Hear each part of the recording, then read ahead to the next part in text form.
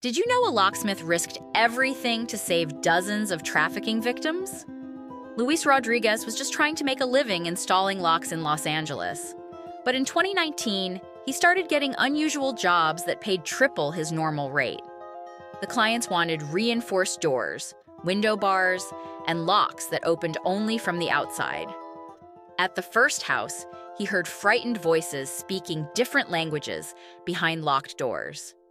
Young women peered through cracks, their eyes filled with terror. Luis realized these weren't homes, they were prisons. As an undocumented worker, calling police could mean deportation. The criminals paid him well for his silence, but his conscience wouldn't let him sleep.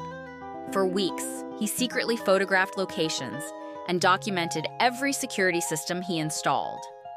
Finally, he walked into an FBI office with detailed blueprints and evidence. Within days, death threats started.